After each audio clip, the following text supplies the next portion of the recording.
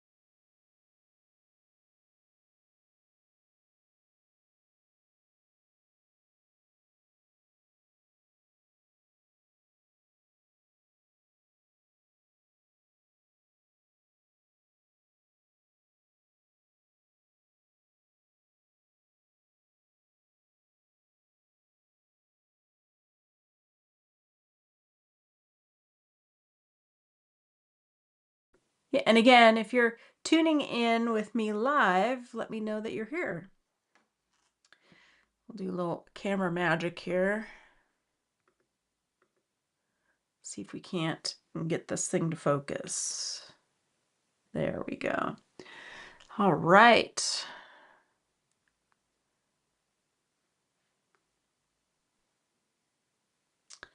Okay, so let's get some colors into our palette first and foremost. So over here, you can see in our palette cam, we're going to start here, and I am going to start with some ultramarine blue. Pipettes are pretty handy when we're putting water into our palette, so You can add a little bit more water. Sometimes you need a little bit more water and a little pigment. And I've wet my paints beforehand.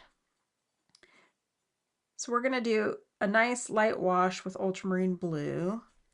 But I'm going to get some of my colors going here before we get started painting.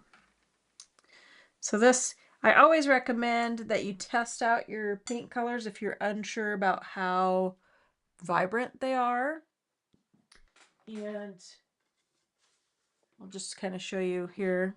Let's see, here we go.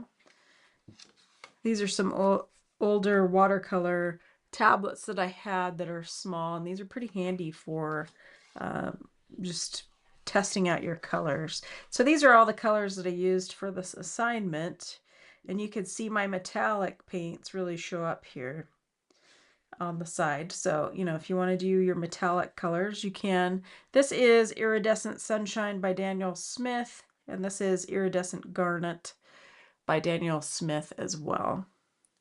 So we can kind of test. This is really, our blue here is pretty light, so I could actually add a little bit of extra pigment to that when we get there.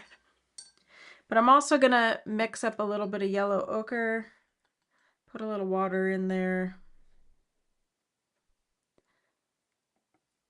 I think I missed putting water in my yellow ochre receptacle. So hopefully, now we pre-drew our owl. Hopefully you are ready with your owl if you're tuning in.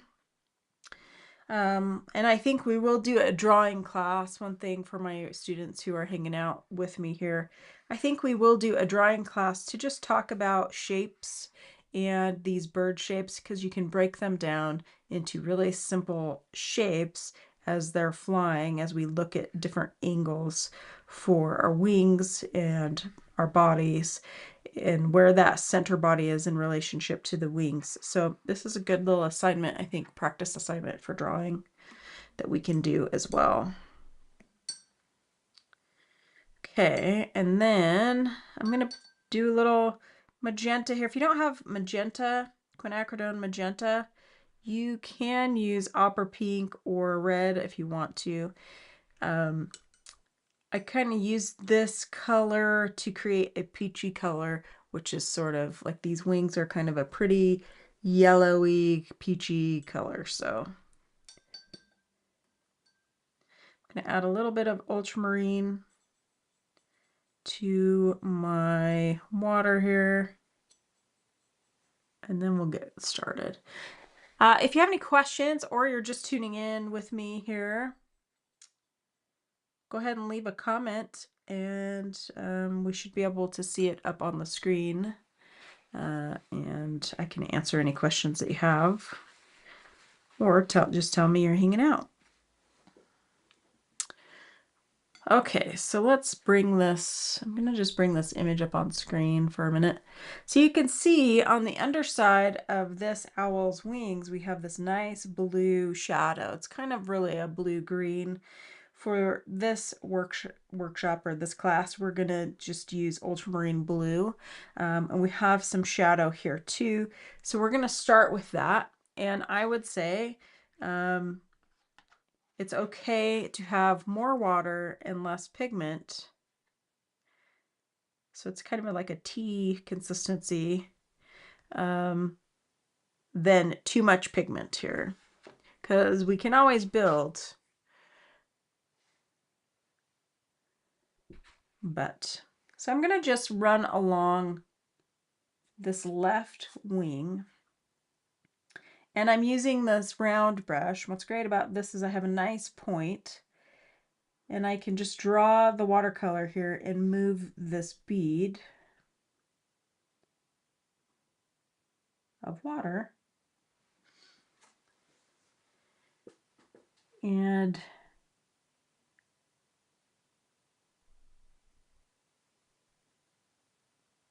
just paint along here underneath the wing.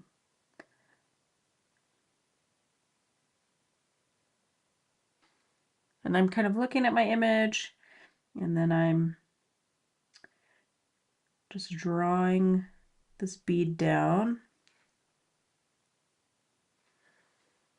Now also we have this blue, it wraps around the underneath body of our owl here.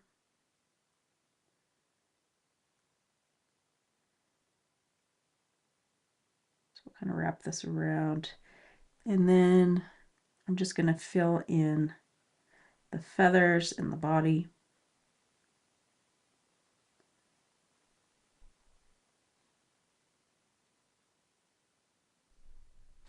And then you'll notice that let's see if I can make this bigger here. There's a shadow along the tops of the legs here that runs, it's the shadow of the body. So it runs across here. There's a little bit of light exposed here of the legs. And then I'm just going to kind of tap in a little bit of blue here at the bottom of the talons here. All right. Now let's see here.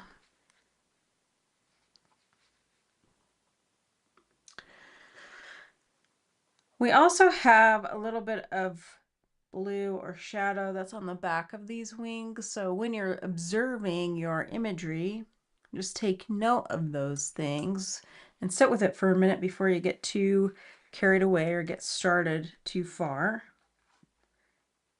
Just gonna move this here. And so it's about kind of midway up this wing here. And I think I'm just gonna drag this kind of up these feathers here. Kind of curve around. Actually, this is where our shadow is, and you could draw up each of these feathers if you want to.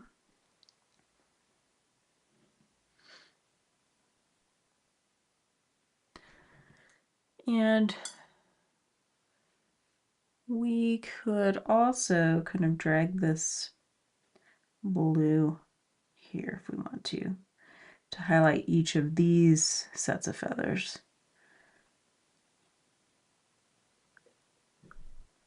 Now it's pretty light in our image, but there we go. So we're already creating shape with our watercolor here, and feel free if you have any questions to throw them into chat. Now I'm using a number 6, it looks like, brush, and I have a nice little number 4 round brush here. So I'm going to do a little bit of detailing around the face, and we'll bring our little owl back here.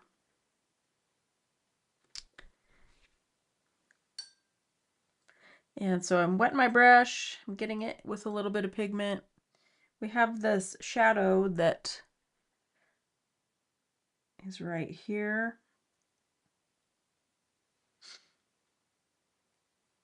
And kind of wraps around the bottom of the eye here. I need a little more pigment. And along this area to the beak. And I can tap my brush on my paper towel and just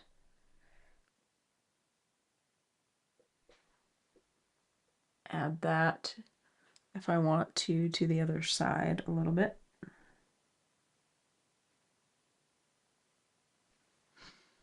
All right. Now this is a great way to start painting, especially if it gets a little confusing for you, is to start with your shadows or with your, blue and grow from there. We have a little shadow here along the face.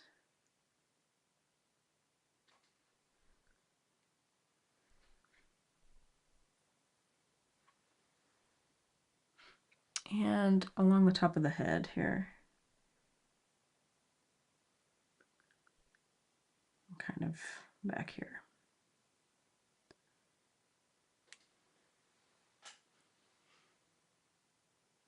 And if you want to soften this one on the top of the head, I just am dipping my brush in water, tapping my paper towel, and you can scrub along the edge here.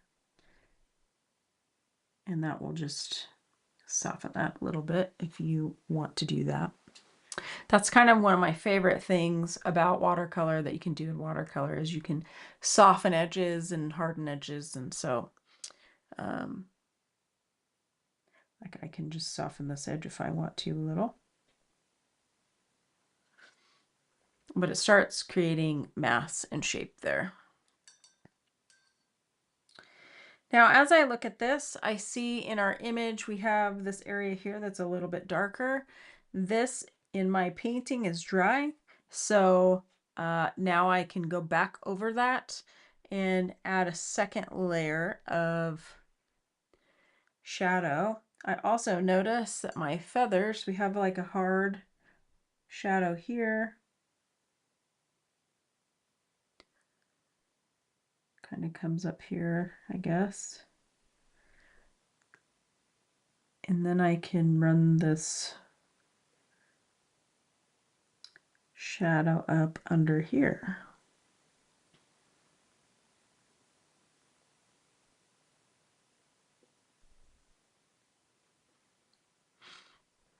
And it looks like, yeah, I can run it up there. So I'll need to let that dry a little bit. I also have this great shadow here that's a little bit more intense. It just helps shape this area.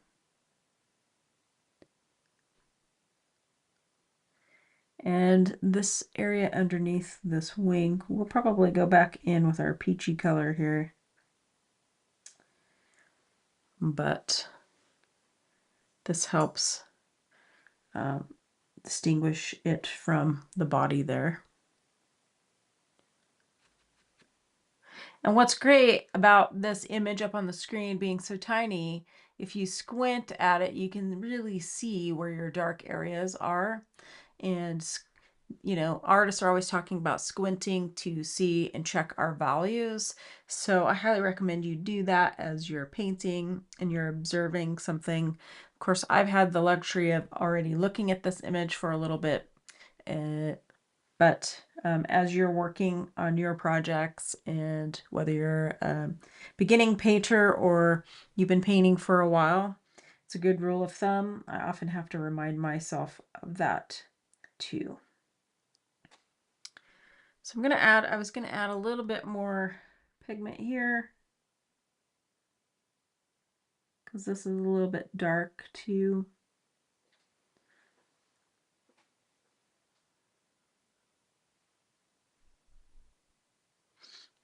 And I'm going to add a shadow on the sides of these little legs. Because that will also give them shape. So you're always kind of looking.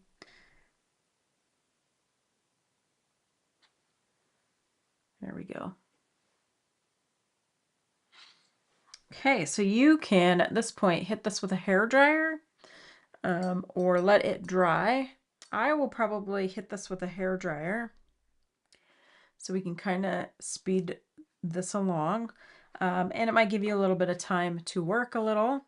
So I'm going to mute myself and dry this, and I'll be right back.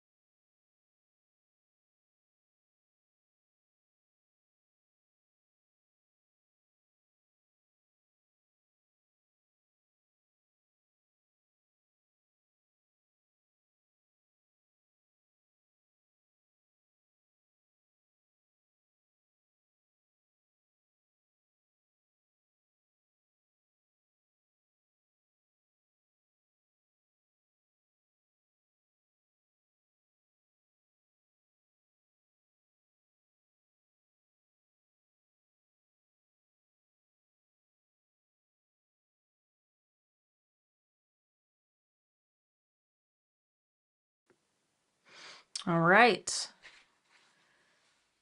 So now we can start dropping in some warm colors, and you can use yellow ochre or you can mix these two together, which is kind of what I did for my colors for the warm part of our owl. And when we look at our owl, there's a lot of warmth that's on top here. A lot of golden color here. And so we have cool and we have our top layer that's golden, that's getting light. And if you've been in my class for a long time, you've probably heard me say warm light, cool shadows. So we have warm light on our owl and cool shadows underneath, or cool light and warm shadows. And so that's, I learned that in school. And so I kind of live by that principle, or try to, when I am creating artwork. So I hope that's helpful for you. And let's see. We'll start bringing in some of our warmer tones. So I have this nice yellow ochre color, and you can, I think I need a bit of a bigger brush here. I'll move to my 6 here for my mixing. And you can add in a little bit of your quinacridone magenta. Feels like I have a little bit too much here. Just add it until you get a color that you really like. This is a great way to get skin tones too, for lighter skinned folks. Of course, you can always test this on your handy dandy spare paper. That's a pretty nice color. It looks pretty close to our bird. Could probably add a little bit more water to that to lighten it, but it's a good start here. So as I do this, I'm going to do this on the right side for my wings here, and drop in this color here for this top row of wings.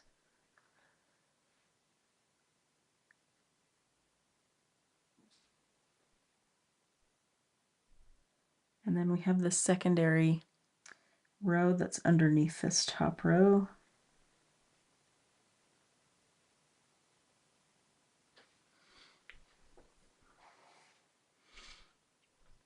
And then, you know, we see these white spaces in our wings. So we want to try to preserve some of that. I think I might switch out to a smaller brush. I'm going to switch to my number 4 brush here. And so our yellow component is on the outside of our wing. So when, sorry here, we got a window popping up. So when you're looking at, especially feathers, as you're trying to figure out what is what with feathers, you know, maybe you're just looking at the yellow spots where the yellow falls. And then you follow that all the way down your wings here.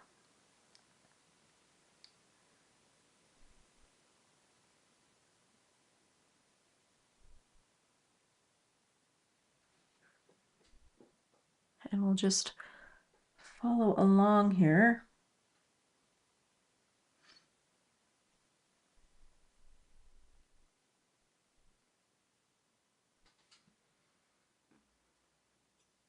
And you see that our blue is not so dark that our warm color over the top of it doesn't obliterate the shadow there.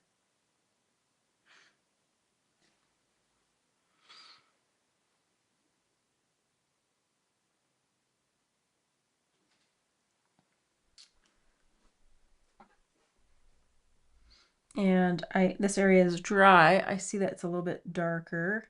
So I can go over the top of it because it's dry. Just to accentuate that a little bit, give it some shape. And then we'll hit our other side. We're gonna hit the top wings, and any white color that we want to preserve for this class, I'm just leaving it alone. We don't actually have to use any masking fluid for this one. And when we do our background, that will define that shape. This is what's great about art, is you can butt up different values next to each other, and that darker value will shape the light color of that wing.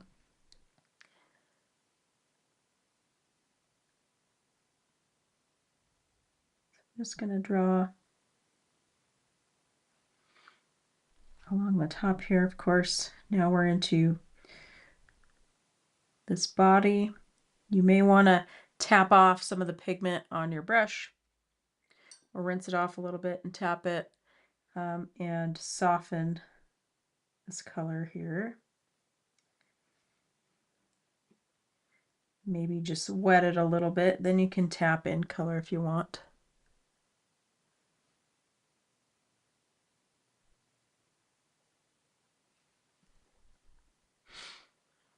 And we can shape our head, the warm part of our head. We can just paint right over. Now you can see this has a little bit more water in it, so it's a little bit lighter.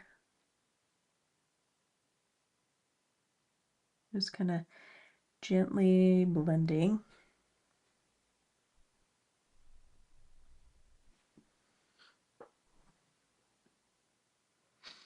And I have just a little bit of pigment on my brush, so it allows me to kind of shift it around there. Any area that you might need to darken. You just have a little bit more control sometimes when the space is dry in watercolor underneath.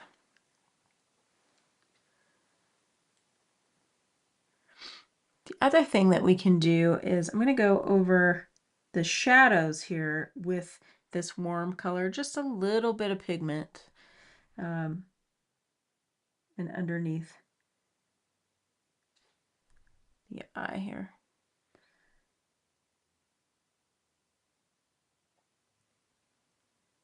And our beak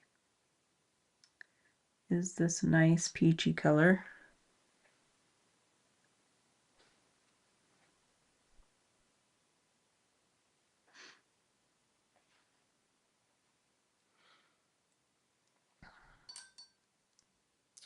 And we do kind of have this, as I look at it, a soft shadow on this side here. And I really am going to use a watered down version of our peach color. And maybe tap off a little excess here.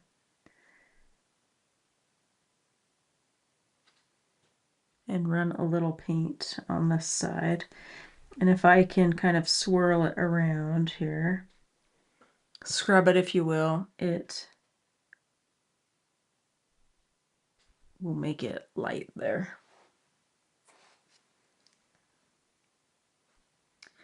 Maybe up here too.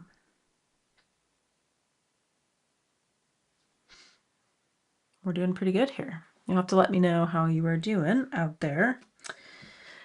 This color is also on the talons here. So for this small little painting, I can just paint kind of these bottom parts here. We don't have to go into too much detail.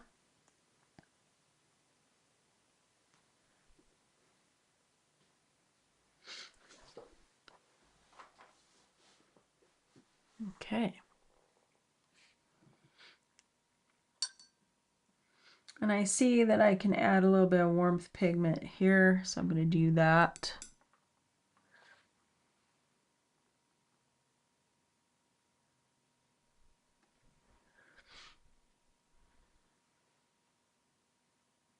We've got some feathers that you can't really see here.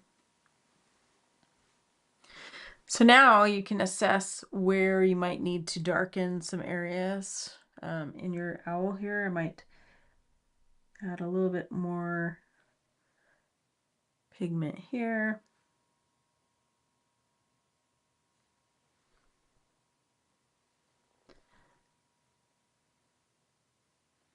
And a little more pigment here.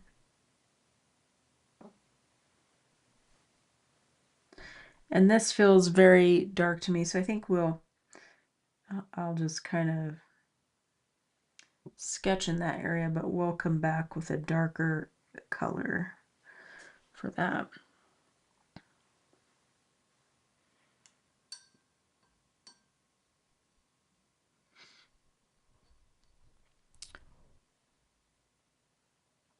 And I'm just kind of looking at my image here a little bit.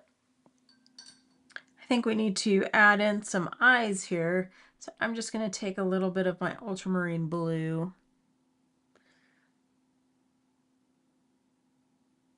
and just paint the whole eye. Now this is really light blue. It will, I think, dry pretty light here, and then what we'll do is we'll go back in with a little bit darker pigment, but yeah. And because I have a little bit of blue on here, I might touch the top of the head here, trying to avoid this area so I don't have a run-in with my pigment. It wouldn't be the end of the world if you did.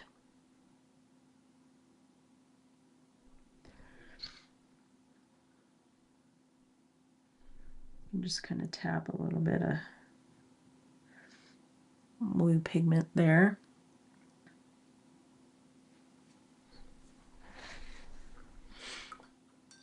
And we have these like little eyebrows at the top of the head here, or face I should say, where we just have a little bit of this peachy pigment. Peachy color, I mean. So we can add in a little bit of this.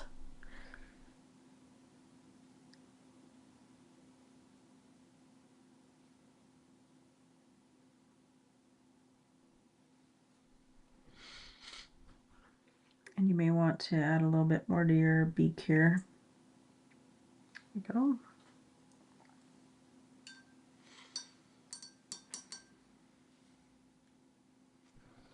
Okay.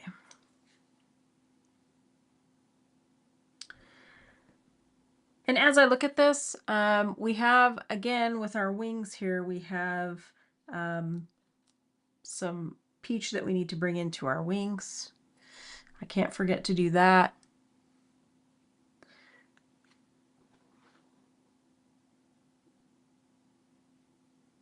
So on the far side here, I'll just start adding in this peach color. Now this underside cut in our image looks a little bit green because it's having green color kind of reflected on it. So you could also, you know, green it up a little bit if you wanted to, but theoretically, as you're laying pigments, you're laying yellow over blue, it will look a little bit more green because you're layering those transparent pigments on one another.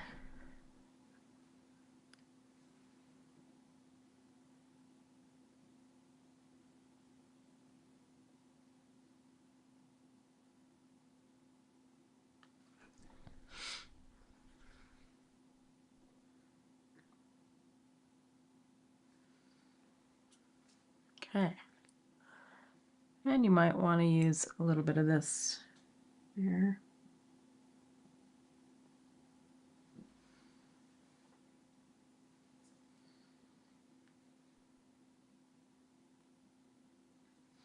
Okay.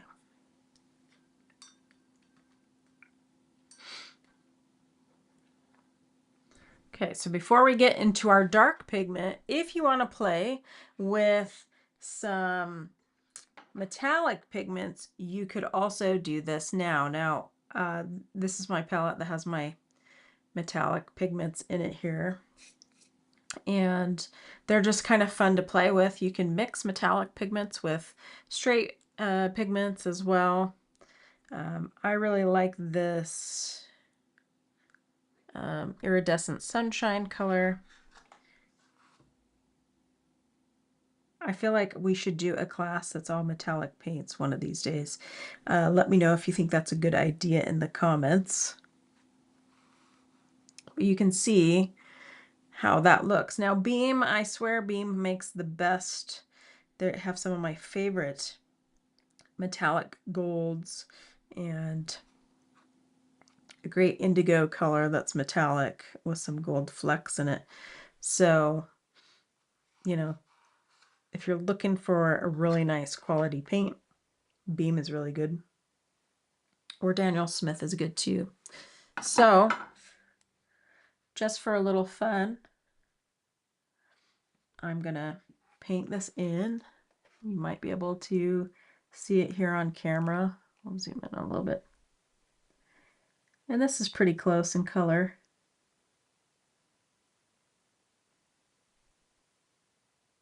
To what we have going on, but you can just sort of tap it in there if you want. Now, if you don't have metallic paints, no worries, you don't have to have them.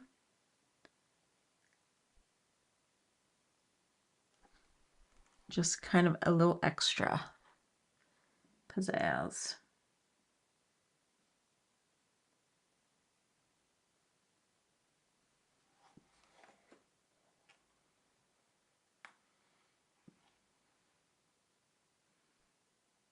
Maybe add a little bit over here.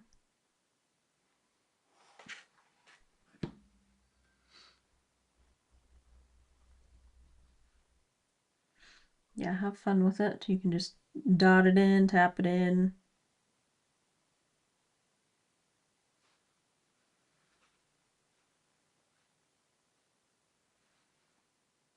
And it would probably be the most shiny on top because the sunlight is hitting there.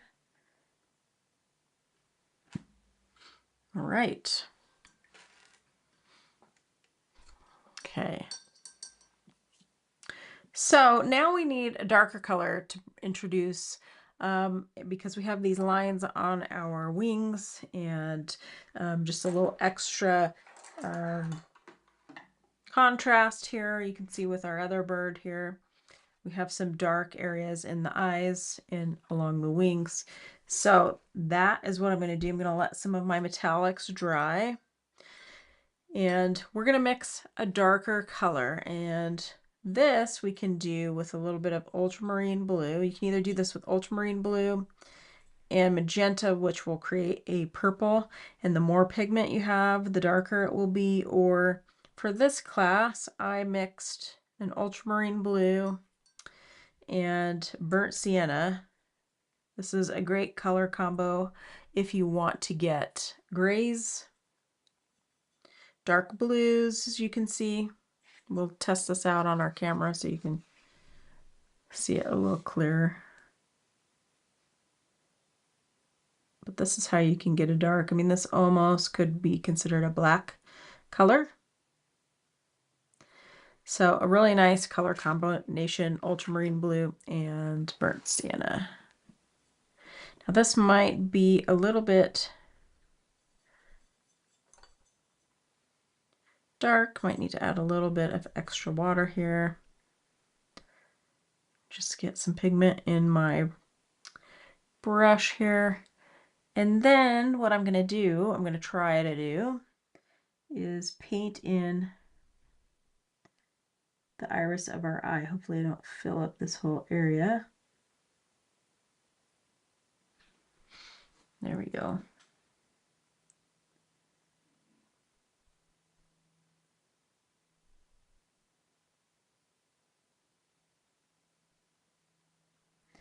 And you can just tap in a little bit of pigment there if you need to make it a little bit darker. Okay. Also, we can kind of paint in our talons here.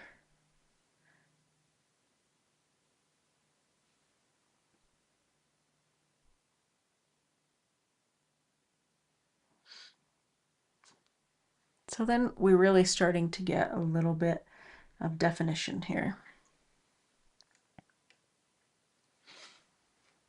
Okay. So I'm gonna use this color. I'm gonna water it down a little bit. I have some form shadows here that I think will just help make this pop a little bit. So I'm going to take the same color.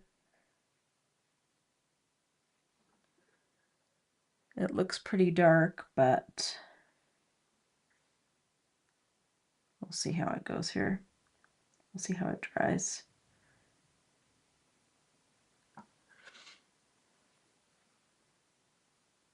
This has quite a bit of water in it.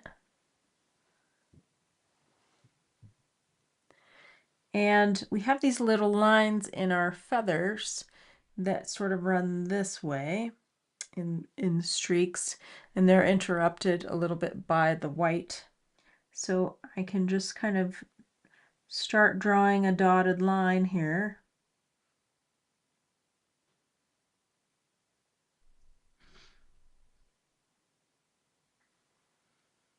Along my wings.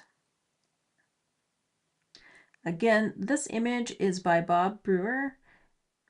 He has this image and several others up on Unsplash. It's a great place to go to find imagery to paint when you're practicing. So you may want to check it out there.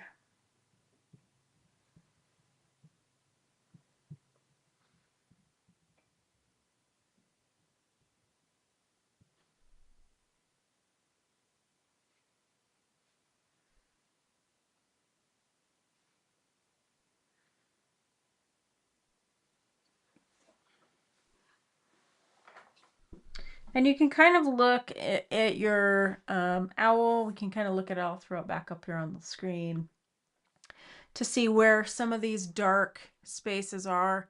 Maybe we need to darken some areas and some shadows.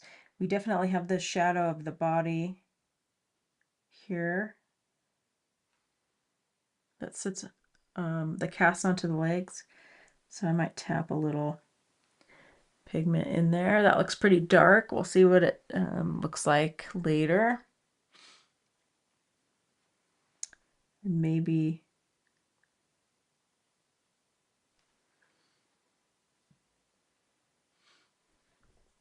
some areas of the wings here.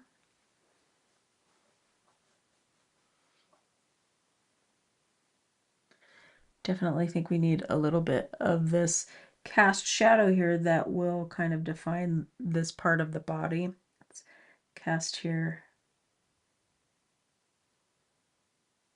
We might want to draw.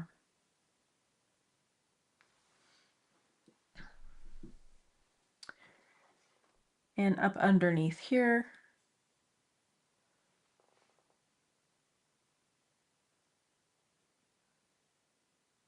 Mostly here, I think.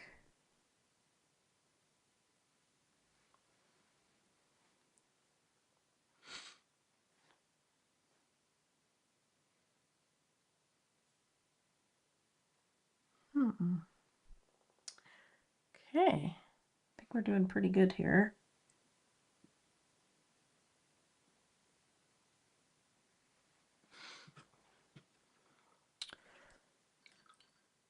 And I would even say here, when I'm looking at our bird here, we could even go another pass with this with this ultramarine blue, maybe even mix a little more blue into our dark blackish gray color. And we could do a pass if this is dry underneath one more time.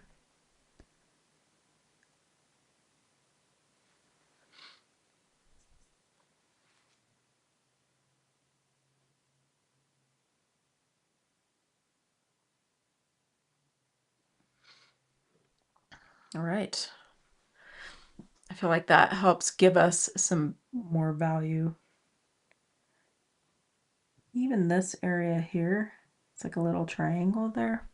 I can tap off my pigment on my brush and just kind of soften this here.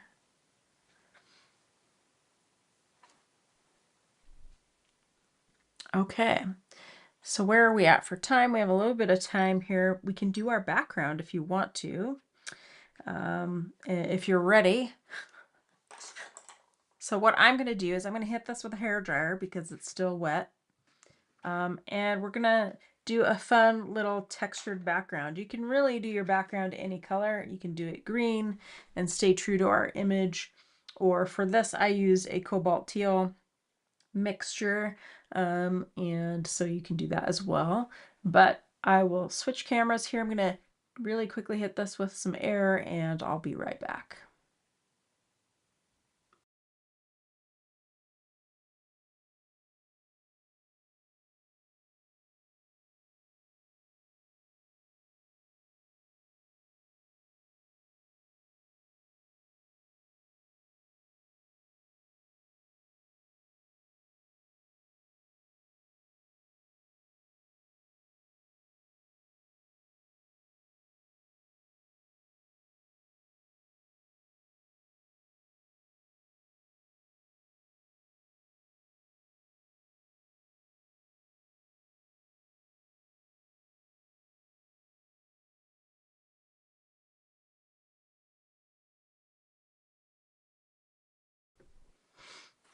Okay, so this was really the trickiest bit for me when I did this practice run, just because I didn't have enough, I think, water. And when you're maneuvering around in these small spaces, you have to have a little bit smaller brush. So I will probably, again, try to use 2 brushes here. I'm also going to use some salt for this part of the exercise. And so I'm just going to move some things around here. We may have to turn off our other camera here so you can kind of see this a little bit better. Okay. Are you ready for this? That's the question. All right. So I'm going to take a little bit of sea salt. This is just salt. You can use whatever kind of salt you've got. I'm going to put it in my plate here so I can easily just grab this when I need it. And I'm going to mix some cobalt teal. You can add a little bit of yellow ochre to this if you want to. For me, it created a lot of variation in color. I think for this, I may, as I'm thinking about it, just use cobalt teal for now. So I'm going to put a little bit of water in here because my biggest issue is not having enough. Cobalt teal is beautiful color. And if you don't have cobalt teal, don't worry. You can mix a green by using either a phthalo blue and a yellow, like your yellow ochre. Or you can use ultramarine blue and, you know, cad yellow or your yellow ochre. Really, because it's your painting, you can actually use whatever color you want to use. Just going to add a little bit more water in here. This is where I'd recommend testing out your pigment to see how it's going to look. I think with this salt technique, the more pigment you have, probably the better, because what happens is the salt sucks up the pigment and the water and creates really nice texture. So I'm gonna test this one more time.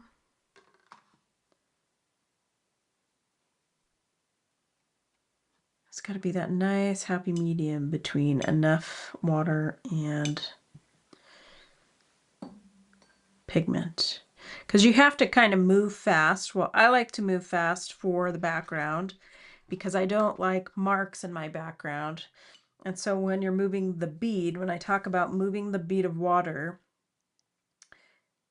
when you're moving it back and forth, you have you're less likely to have marks. I'm also going to wet my second brush, this round brush, because I'm going to need to get into some areas. I may even need a bigger brush than this, but we're just going to go for it. So I'm going to set that brush aside. It's ready.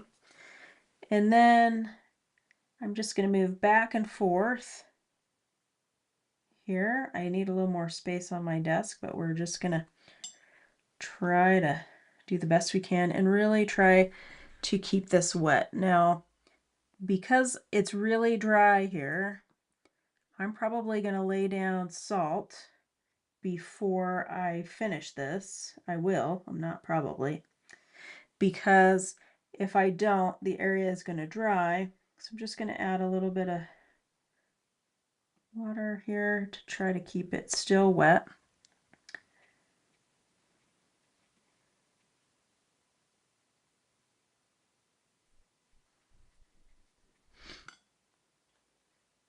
This is why more water is good, so it doesn't dry on you. And I'm trying to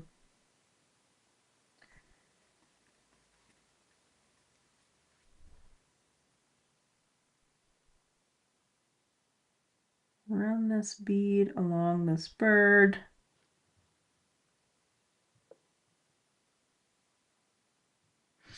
Okay. Now I can take a little bit of the salt and sprinkle it around here, especially in areas that have a little extra water. It'll suck up some of that water. Now, normally I would tell you, hey, don't put salt down until you're done. But with my circumstance where I'm in Idaho and it dries so much down here, I'm just going for it. Okay, so now I'm gonna let that do its thing. And I'm gonna keep moving along my bird here. So this is what moving the bead is. I'm moving this bead of water here. It's wet. I'm moving it, trying to use lots of water here so things don't dry out too fast, because I want to hit it with my salt. I may not actually have to use my round brush here if I can get into all these spaces with this flat brush.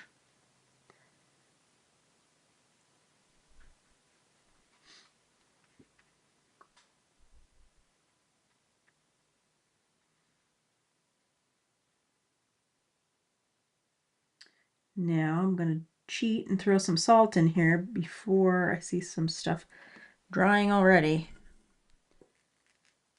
So I'm just sprinkling this into our wet spaces. Maybe not in the area where my bead is just yet, but okay, keep moving. Gotta watch my clip here. Gonna move it out of the way. Okay, still moving, trying to move pretty fast. Being careful around some of these areas. Now I will actually get to use this little round brush to get in between here. Okay, paint, paint, paint.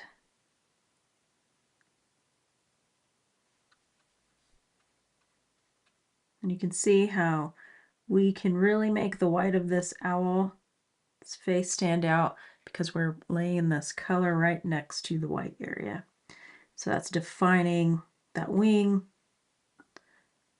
Okay, paint, paint, paint, trying to move the bead.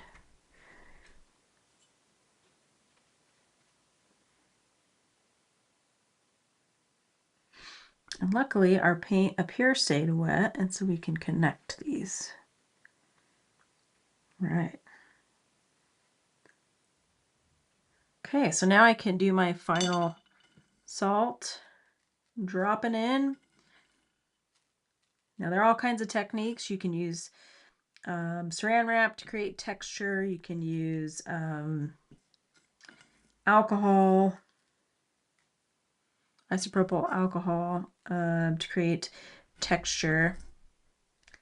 But once you drop in the salt, you need to let the background dry.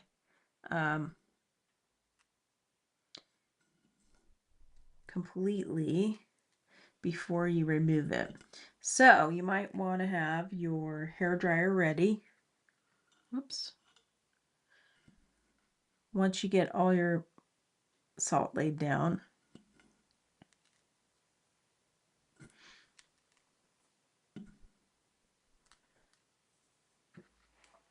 Okay, fun. Now this is just kind of one of my favorite ways to do a background.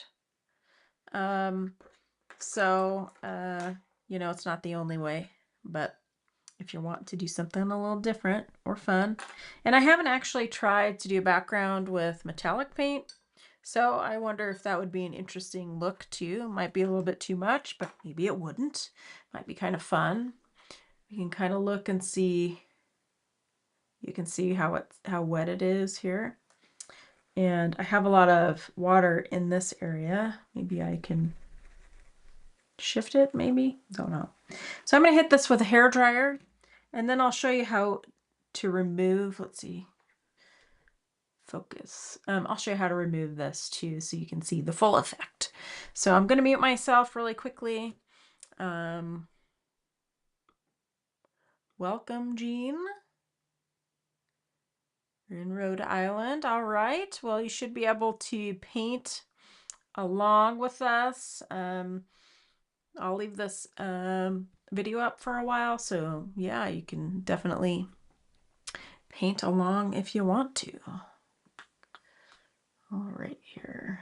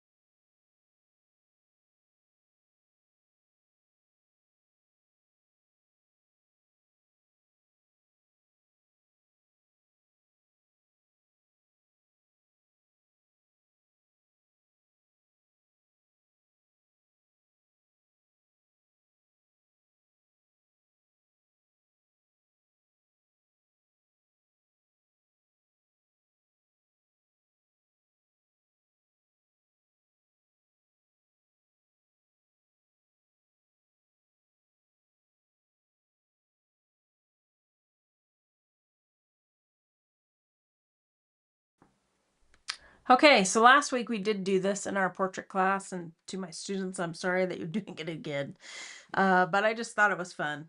So what you can do at this point, you can take either your hand or a dry paper towel, and if your paint is dry, if it's not dry, you want to let it dry completely before you start scraping this off. I'm really hopeful that this is all dry because it will smear your paint. And you really want to make sure that you can have this effect. Now I'm going to scrape this into my palette here because I can easily rinse it out in the sink. But let's take a look if this will focus. You can kind of see what this looks like here, right? It's creating some texture. I'm going to just rub some of this off. You can use your finger again, or a rubber cement pickup I often use. I don't have one handy here. So in this area, it will leave kind of a residue behind. But you can take your fingernail if you really want to make sure everything is off of there. But take a look at this texture that it leaves behind. It's really fun. And yeah, I just really love it. And so I'll just keep scraping here, gently rubbing so you can see, yeah, some of this texture. As I can zoom out here a little bit. Turn it around. Now I know people, there is an artist who paints with salt water, or salt in her water. I'm not sure how that is on your brushes, to be honest, but it really allows the water to kind of float on top, and it also creates kind of an interesting effect too. So you can kind of just take your finger and feel for any extra pieces of salt. I wouldn't recommend after this painting over the top of this, because you will lose your effect, and you don't really want to go to all the trouble to do that and lose it. So sometimes they aren't perfect, but definitely have fun with it. So let's, before I let you go here, I'm going to pull the tape on this, because what's nice is by using washi tape or painter's tape or artist tape, you can usually have a pretty nice clean edge. Now I had really wet paint when I was doing my practice for this class, and so I got it on my paper a little bit, as you can see over here. But it creates a nice edge, and then if you wanted to send this to your family member for a card, or you wanted to frame it, you could. Again, thanks Bob Brewer for sharing your photography with us on Unsplash. It's a really lovely photo, and he has many more lovely photos if you want to go check them out. All right. So that is our bird in flight. I think we should do a real drawing lesson, drawing birds in flight. So I may have to do a little video for my students here when I get a few minutes to do that. We're going to switch our camera here really quickly. Oops, bear with me. Okay. Maybe if my computer comes back here. There we go. All right. Well, did you enjoy this class? Let me know down in the comments. Did you learn anything new? Hopefully you did. I appreciate you tuning in, and I'll hang out here for just a minute or two in case there are any questions. I had a few students in tonight's class, and thank you for tuning in. It's always nice to have you here with me as I'm chit-chatting to myself out here. So Jean, I'm glad that you made it safely to Rhode Island. I hope you get a little bit of painting time in there. And we'll just see if you have any questions, drop them in the comments below. I know we have a little bit of a delay here on our live stream, so we'll hang out for a minute here.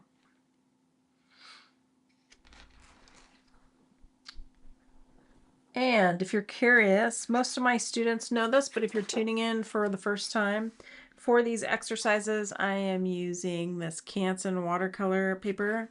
This is a pretty solid pad of paper, and if you're just getting started, I think it's great for beginners, um, especially as you're doing exercises.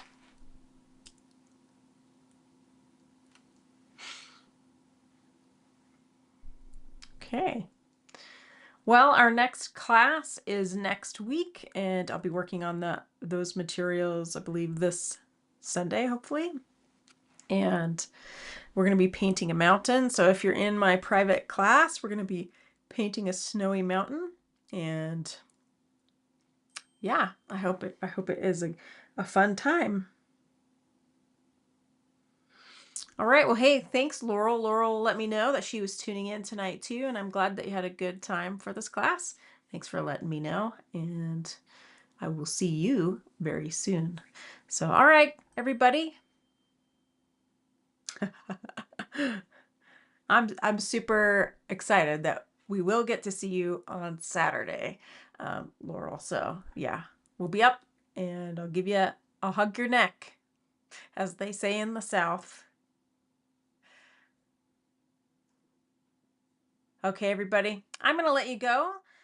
Thanks so much for tuning in and hanging out with me and painting with me. Keep at it. Watercolor is a great medium, and it's great to take with you as you travel and as you get started in color theory and all kinds of things. So take care, and I will see you soon.